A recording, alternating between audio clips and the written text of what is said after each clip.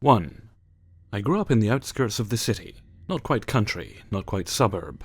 The houses were small, your typical upper-lower class houses. And in the summer the smell of the asphalt was such that it would usually keep us indoors. Our street was more so like a vein coming off the main artery, hidden, sequestered, easy to miss. And our house was one of the last before it came to an intersection, and continued on for what I thought some ways. This was summer of '99. I remember because it was before I started the 5th grade. So I would have been 9.5 years old. Me and my sister would ride our bikes on the street, but my mother said we couldn't go past our neighbor's house or past the intersection. For the longest time I would imagine with my childish sense of wonder just what was beyond that intersection. There were a lot more trees, so I had imagined it would be a wooded area. I could see what looked like radio towers way off in the distance, and later found out it was a switching station, but still my curiosity wasn't satisfied. One day while I was outside by myself, I decided to go past the intersection to explore this area. I got on my bike and, you know that tingly feeling you get when you do something you know you're not supposed to do, but it excites you at the same time. That's what I felt after I rode across the intersection. It was a much more wooded area than I thought. I rode on the side of the road because there wasn't a sidewalk. I could no longer see the towers from the switching station. I remember, and this will be important for later, seeing a tree that was bigger than the others, with a hole hollowed out from the trunk, like an owl's nest. I ride for what may have been a few minutes. I notice that the trees start to thin out, and there are more and more houses. There's even a sidewalk which I get on. A little ways further and I come to what looks like the square of a very small town, like one of those provincial New England towns. It was bustling with cars on the streets, modern cars, and people going about their lives. Maybe it was my sense of discovery, but I thought this was the neatest place. This rather humdrum and unremarkable town seemed all the more extraordinary to me. Before I could explore the town more, a woman, I want to say in her 40s, came up to me. "Excuse me," she said, "but where's your parents?" I replied that my mom was at work. "And where do you live?" she asked. "Just down that way," I said, and pointed down the road I just came from. "It's not safe for you to be away from your house. You should go back home." She said this without the slightest hint of arrogance, more concerned than anything. Not wanting to get in trouble, I turned around and went back home. Nothing else happened. I never told my mom about this place because then she would know I went out where I wasn't supposed to, and I never went back.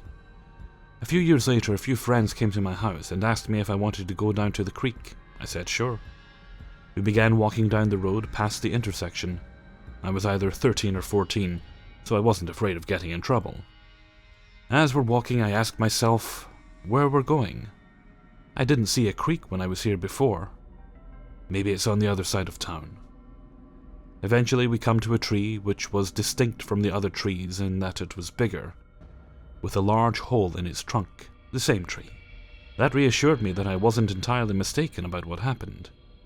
But a little ways down, and then the road comes to a complete dead end, just stops. And beyond that is a small creek with the switching station on the other side, with an obvious no trespassing sign. I look around, wondering what, where, how, and why. Could I have taken another road before? It also didn't make sense spatially. No way that town could fit between where we were now and the switching station. Could I have imagined it? Then why did I remember the tree? What exactly happened to it? I try not to let my confusion show too much, didn't want to appear uncool in front of my friends. But the entire time we're there, I felt uneasy about it. 2. My husband and I were chatting about our youth, and the topic of school trips arose. He had mentioned in the 80s he had ventured to Toronto, and had been lucky enough to view the rare Tutankhamun exhibit. I recalled my sister had been to the same exhibit, and, although I was young, clearly recall tagging along. My mother brought me along to witness this event, and my uncle brought my cousin, so for me this was a large family event. A few years prior, my husband and I had a very similar conversation regarding Zahi Hawass, the Egyptian archaeologist. At that time I had mentioned I had gone to the exhibit, and we looked up pictures to simply reminisce. As we're exchanging memories about the trip, My husband mentioned he was most impressed with seeing King Tut's chariot and throne in the same exhibit. When we continued to look up more info, we confirmed that those very things were associated with Tutankhamun and that particular exhibit. So we did not have this confused with another Egyptian exhibit. Having been the second time to discuss this trip, I wanted to confirm the year the event took place, as I found it rather amazing that my husband and I may have crossed paths as children, long before we ever met, let alone married. After searching the web, I could only track down 2 separate dates that the Tutankhamun exhibit existed in Toronto. One in 1979, the other as recently as 2009. This is where it gets weird for me.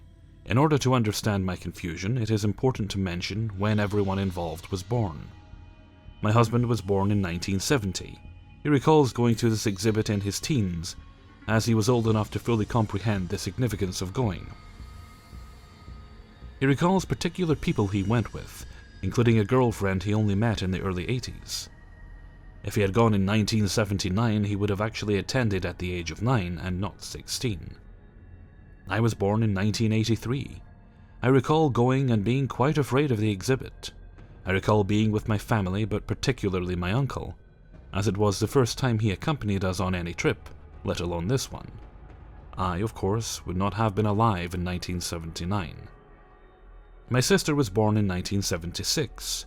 She attended this event in junior high and recalls writing an essay on the trip for class. She recalls me, our mom, uncle, and cousin all attending, and even mentioned how odd it was that my uncle attended, as he wasn't in our life a lot. My cousin was born in 1979. She recalls attending the exhibition particularly because it was one of the last trips she took with her father, my uncle. Although she could have attended as a young girl, she would have only been a few months old and incapable of recalling the event itself. My husband and I are trying to wrap our heads around what has happened here. Everyone recalls going, but none of us can find a date placing the exhibit in the 80s. My husband's mom kept a picture that a friend took of him at the event. Oddly enough, she was the one who told us that a picture existed. She did not attend, but recalls him getting on a bus to Toronto to go. I'm awaiting to see if a date was maybe written on it. Until I get some tangible evidence, I can only confirm based on my family's collective account of the trip. I know it sounds crazy, but it's such a grand thing to see in person that it's something you feel you couldn't forget. So my question is, how can this be? 3. So first experience. It was late afternoon and I was curled up in bed at a previous rented house, watching TV and waiting for my fiancé, husband now, to return home from work. Right about the time that I could expect him home, I hear a car pull up in the drive. I hear the front door open and close, footsteps on the hardwood floor in the entryway, and the sound of a heavy bag being set down on the floor. He usually travels with his laptop, and for some reason that bag is heavy. I think to myself, oh good, R's home. I'm sure he'll come into the bedroom in a sec. I continued watching my show and waited for him to come in. And wait, and wait. I finally get up and go to the living room to fuss at him for not coming to see me, and no one is there. No bag on the floor. I go check, there's no car in the driveway. I was pretty weirded out at this point, because I know what I heard. And I heard R in the house, not much to say at that point. So I just went back to bed to wait till he got home. About 25 minutes later, the sound sequence started again, car, footsteps, bag, etc. This time he was actually home, though. I told him about my weird experience, though I wasn't quite sure he believed me at the time. Fast forward a couple of months, and I return home, can't remember from where. R is at home and looks a little weirded out. Turns out while I was gone, he heard footsteps in the house and me calling his name. He thought I was home early. But when he went to look for me, the house was empty. He believed me after that. Second experience, still at the previous house. This one I still can't quite feel 100% on what I heard. But I'll put it down anyways. I was lying on the couch watching TV one afternoon, when I thought I heard the bubbling sound of a hookah coming from the coffee table in front of me. At the time we would often smoke hookahs on that table. but I was by myself and the hookah was put away in a cabinet. It was pretty loud and clear, but over so quickly I'm still not sure what I heard. And it definitely wasn't the TV. I was in the middle of selecting the next episode of a show I was streaming. Third experience, and the first time at the house R and I bought when we got married. I was in our basement, practicing guitar, and was having trouble with the timing of the song I was working on. I felt close to having it right, but just couldn't quite manage it, and it was bugging me. I was on my third or fourth attempt, when I suddenly heard my voice singing the same song. It was clear but faint, sort of like hearing someone through a thick glass or a wall. And the kicker was, this version of me had the timing down better. Wasn't sure what to do, so I just kept singing, and tried to follow the other me, since she seemed to know it better. My personal theory is that these are either dimensional or time slips, and we are hearing events from other places in time, or another dimension. 4. I should start by saying this happened in the summer of 2016, at the local Sears my wife and I used to shop in, at Salmon Run Mall in Watertown, New York. We used to live around that area, and like many shoppers, I had decided to split up in the store to shop for clothes I wanted from a different clothes section than my wife. Now, if you Google this particular Sears, it's not exactly huge. In fact, the men's and women's section are approximately 15 meters apart at most. This is where I experienced the most unexplainable and horrifying glitch in the Matrix I have ever witnessed. My chest feels heavy just going over this again. I proceeded to call my wife to ask where she was and walk over to her, after looking at some clothes in the men's section. I was finally facing the women's section and the dressing room. I proceeded to talk to my wife, and about 10 seconds into the conversation, I finally found where she said she was in the store, alongside the wall just outside the dressing room. At this point, I said something to the effect of, "Hey, there you are, I found you." I continue talking to her until she turns her face around and her mouth is not moving. At this point, I do a double take and start to stare in disbelief. I then proceed to continue talking to her on the phone, but also staring at her face and mouth approximately 15 meters away. Her mouth still isn't moving. My jaw slowly starts to unwind and sink like a weight. I am barely comprehending what's going on at this point, as I now begin to start asking who is on the other line. She laughs and says it's her. I'm checking my phone at this point, making sure it's really my wife that I called. It's definitely her name and number and voice, all in my phone responding. I start to walk to her slowly. Her face wasn't directly looking at me by this point, but it's now close enough, halfway there, that I can see her closed mouth and facial features, and what's worse, the fact that she wasn't on her phone and was looking at clothes. I can feel the blood leaving my face now, and was sure I looked like a pale white ghost by now. My voice starts to tremble, and I can feel tears pulling towards the side of my face, streaming down my cheeks.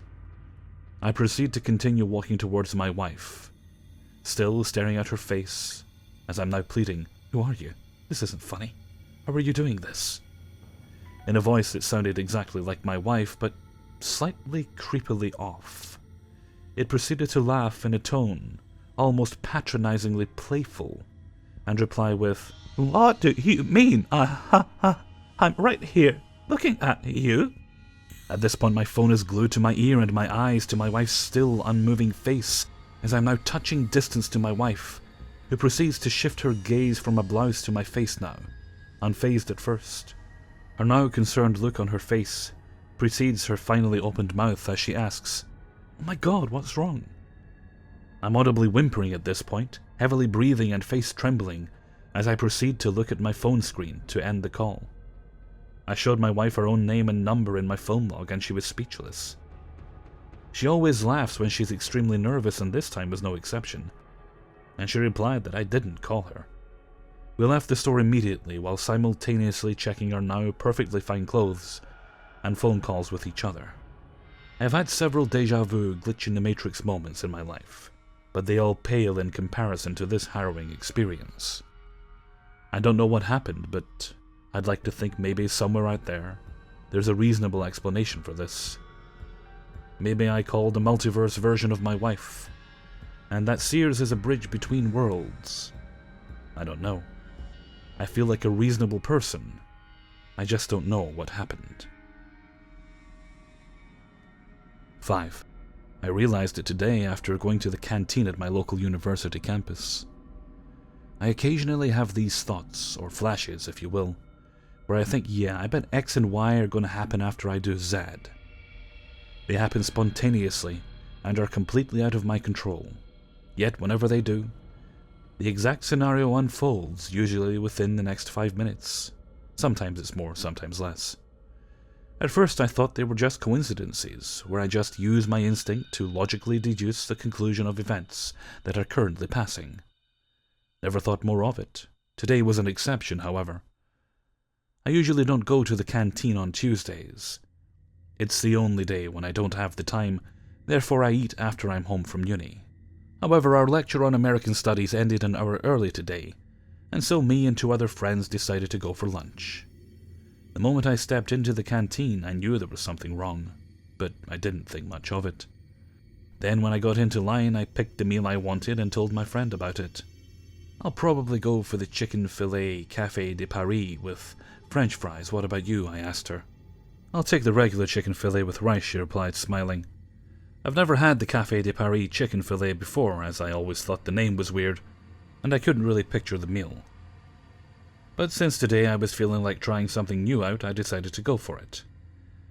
As soon as I told the cook what I want, the thought crept into my head as fast as lightning, vanishing just as quickly. I haven't paid much attention to what it said at that time, but as soon as I sat down and realized everything happened exactly as the voice said, I recalled the words, "There's going to be a sauce on your meal which will taste like coffee. You don't like coffee, so you won't like it either. But you will force yourself to eat it. You don't want to look picky. Your friend who is with you will end up sitting with 2 other guys from your class, meaning you and your other friend will have to find other empty seats. You'll talk to your friend, to whom you don't regularly talk, but today it'll be the first time where the conversation feels natural, not forced. Before you finish the meal, you'll change your opinion. The coffee sauce won't be that bad." That thought went through my head in less than a nanosecond. As I already said, I haven't thought much of it at the time. But there's no way I could have reasonably predicted all of that.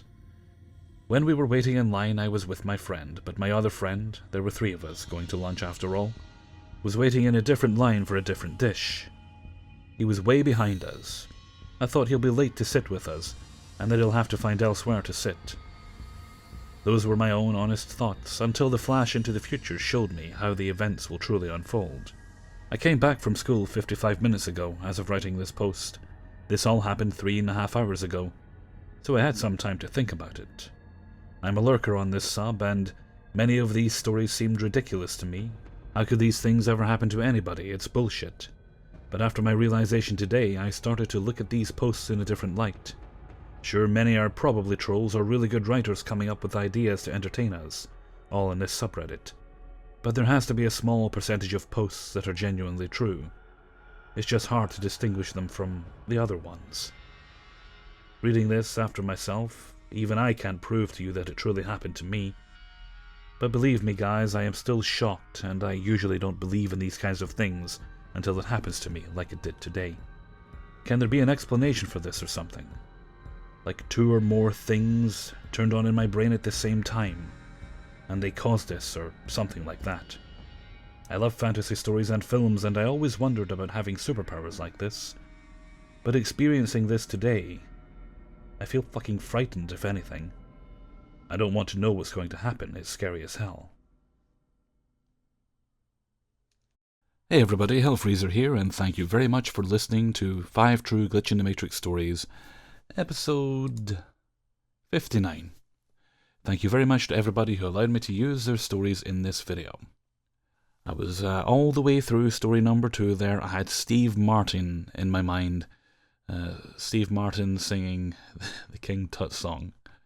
And it's still going strong even as I record this. I'm probably going to have to go find that clip and watch it later. I'm sure it'll be up on YouTube. I don't think I've got the VHS anywhere. I'm not sure. I'll have to check. And in regards to the Sears story, I was looking online there because I don't think we actually have Sears in the UK. Or if we do, I've never been in one. And it looks like the prices are actually quite reasonable, so if they're also acting as a dimensional gateway, if I were them, I'd jack up the prices. Okay, anyway, with that I'm going to head off for now, so until next time, thank you very much for listening, and take very good care of yourselves.